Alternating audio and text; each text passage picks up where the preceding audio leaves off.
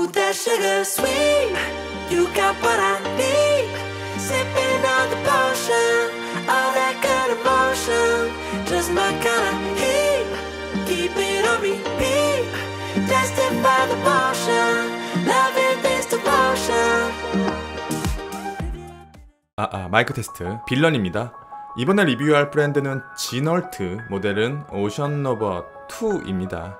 지널트. 이 브랜드를 아시는 분이 많지 않을 거라 생각해요. 그리고 국내에 이 모델을 가지고 계신 분도 많지 않을 거라고 생각하고요. 지널트의 오션러버라는 모델은 확실한 롤렉스 서브마리너의 오마주입니다. 이것을 부정하고서는 리뷰가 이륙하지 못할 것 같아요. 마이크로 브랜드는 메이저 브랜드에 비해서 시장의 트렌드에 빠르게 반응한다고 생각해요. 마이크로 브랜드를 구매하는 사람이 누굴까요? 시계에 첫 발을 내딛는 사람? 아닙니다. 예물시계를 사려는 사람? 아니죠. 이미 고일대로 고인 애호가들입니다. 그렇다면 마이크로 브랜드를 사는 이유는요? 무브먼트? 아닙니다. 퀄리티? 아니죠. 디자인입니다. 이 두 조건을 조합해보면 마이크로 브랜드가 거친 시계 시장에서 살아남기 위해서는 시계에 관심이 적은 사람이 아니라 시계에 관심이 많은 애호가들이 좋아할 만한 디자인을 가진 시계를 적절한 가격대로 만들어야 한다는 것입니다. 전에 없던 창조적인 디자인 좋죠. 메이저 브랜드를 뛰어넘는 엄청난 퀄리티 더 좋아요. 그런데 그 디자인을 애호가들이 좋아할까요? 그 엄청난 퀄리티로 가격을 잡을 수 있을까요? 높은 확률로 그 브랜드의 마지막 시계가 될 겁니다. 때문에 마이크로 브랜드는 오마주 혹은 아이코닉한 모델의 디자인을 참조해서 출발하는 경우가 많아요. 물론 아닌 경우도 있지만요. 그 오마주의 대상이 될 만한 아이코닉한 모델은 대표적으로 오데마 피게의 로얄로크, 블랑방의 P50 패덤즈, 롤렉스의 서브마리너.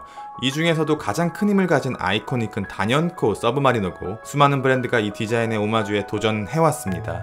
스코알레, 스테인아트, 인빅타, 티셀, MK2. 그런데 이 모든 브랜드가 저세상 퀄리티를 가진 지널트 오션러버의 등장으로 한 번에 정리가 되었어요. 마이크로 브랜드에서는 나올 수 없는 구성을 가진 시계라 생각합니다. 롤렉스 서브마리너는 오랜 기간 동안 동일한 디자인을 유지해온 것처럼 보이지만 미묘한 디테일들은 조금씩 변화해 왔습니다. 그 변화 중에서도 애호가들의 환호를 이끌어낸 변화도 있었지만 애호가들의 마음을 닫게 만든 변화도 있었습니다. 물론 지금은 전부 비싸지만요. 이 모델은 그 수많은 변화 중에서 애호가들이 열광했던 과거의 마스터피스 중에서 하나를 택했습니다. 서브마리너 5517, 일명 밀섭. 뚱뚱한 돼지 러그가 아닌 섹시한 러그. 현재 시드웰러의 그것과 닮은 세라믹 베젤, 벤츠엔즈가 아닌 밀리터리 소드엔즈, 논데이트, 그리고 지널트만의 오리지널 골드 샌드 룸. 시계 디자인은 서브마리너에서 그대로 가져왔기 때문에 익숙하실 겁니다. 디자인에 대해서 디테일한 설명까지는 필요 없을 것 같아요. 워낙 유명한 모델이니까요. 다이얼은 글로시한 에나멜 질감의 블랙 다이얼, 그 위에 삼각, 사각, 원형 인덱스들이 조화롭게 포지션하고 있어요. 인덱스 안에는 골드 샌드 룸이 채워져 있는데 이것의 퀄리티와 질감이 굉장히 좋습니다. 그리고 야광의 퍼포먼스도 엄청나요. 이 부분은 조금만 더 볼까요? 12시의 삼각 인덱스 아래에는 지널트의 엠블럼이, 6시 사각 인덱스 위에는 시계를 설명하는 무려 4줄의 폰트, 그 아래에는 핸드 빌트 인 아메리카. 우리에게 익숙한 메이드 인 아메리카가 아니네요. 시계 다이얼 안쪽에 메이드 인 스위스를 적기 위해서는 특정 조건을 충족해야 하는 걸 알고 계시나요? 시계 제작 비용의 몇 퍼센트 이상을 스위스 내에서 소요해야 합니다. 그런데 메이드 인 아메리카를 다이얼 안에 적기 위해서도 스위스와 동일한 필요 조건이 있는지는 모르겠어요. 이와 관련해서 아시는 분이 계시다면 댓글로 알려주세요. 다이얼을 찐득한 블랙 세라믹 베젤 인서트가 둘러싸고 있어요. 그런데 찐득한 타르 같은 다이얼과는 다르게 세라믹 베젤 인서트의 색감은 조금 연해 보입니다. 실제 색상은 다이얼과 같은 찐득한 블랙이 맞습니다만 조금 더 깊숙한 곳에 존재하는 다이얼이 근처의 빛을 전부 빨아들이는 반면 인서트는 외부의 가림막 없이 바로 견뎌내야 하기 때문에 비교적 옅은 느낌을 줍니다. 세라믹 베젤 인서트의 퀄리티 역시 매우 훌륭하고 이 베젤 인서트 위에서 야광점이 밝게 빛나고 있어요. 케이스 디자인 역시 서브마리너와 동일합니다. 그래서 별도의 설명은 필요 없을 것 같아요. 한 가지 독특한 건 러그 윗면의 브러싱만 매우 거칠어요. 다른 곳의 브러싱과 비교해 봤을 봤을 때 아마도 일부러 이렇게 거친 느낌을 구현하고자 한 것 같아요. 그리고 하나 더, 케이스의 면과 면이 만나는 부분마다 아주 살포시 폴리싱을 발라두었어요. 이것은 브레이슬릿도 마찬가지로 끝 부분마다 아주 얇은 폴리싱이 숨어 있습니다. 무브먼트는 38시간의 리저브를 가지고 있는 가장 안정적인 범용 무브먼트 셀리타 SW200-1 엘라보레 등급입니다. 하나 아쉬운 건 고스트 포지션의 존재예요. 논데이트 모델에서 크라운은요, 시간 조정 하나만 할 줄 알면 돼요. 다른 건 못해도 됩니다. 그래서 크라운의 포지션 역시 하나만 필요해요. 그러나 이 모델은 시간 조정 포지션 아래에 데이트 조정 포지션이 하나 더 숨어 있어요. 크라운에는 두 개의 포지션이 있네요. 추측하건대 논데이트 무브먼트 수급이 어렵기 때문이지 않을까요? 무브먼트를 공급받기 위해서는 무브먼트 회사에 대량으로 주문을 해야 돼요. 적게 주문할수록 단가가 올라갑니다. 그러나 시장의 요구는 논데이트보다 데이트를 더 선호하기 때문에 브랜드 입장에서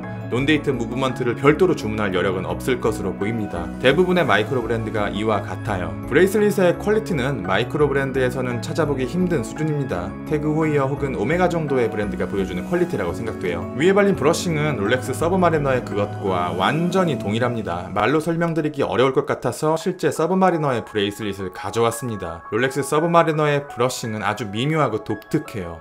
스틸이 살아있다라고 표현하면 좋을까요? 마치 사람의 피부 같습니다. 많은 브랜드가 그들만의 브러싱 방식을 보여주지만 롤렉스처럼 광택 있는 브러싱을 보여주는 브랜드는 메이저 브랜드에서도 흔히 찾을 수는 없습니다.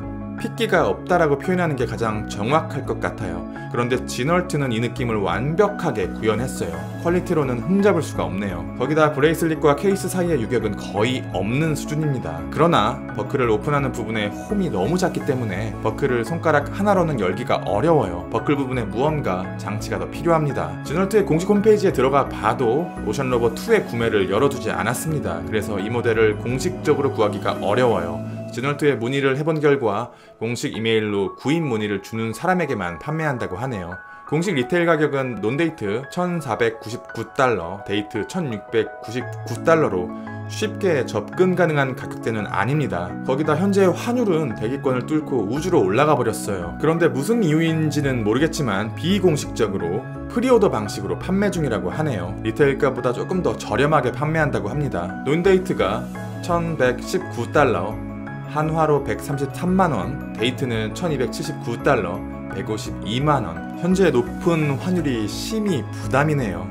2021년 지금 아이코닉 롤렉스 서브마리너는 마이크로 브랜드 트렌드에서 이미 과거가 되어버렸습니다. 이 정도의 퀄리티를 구현할 수 있는 브랜드가 자기만의 색깔을 갖기 시작하면 정말 무서운 무언가가 등장할 것 같습니다. 시계의 품질은 절대 마이크로 브랜드가 아닙니다.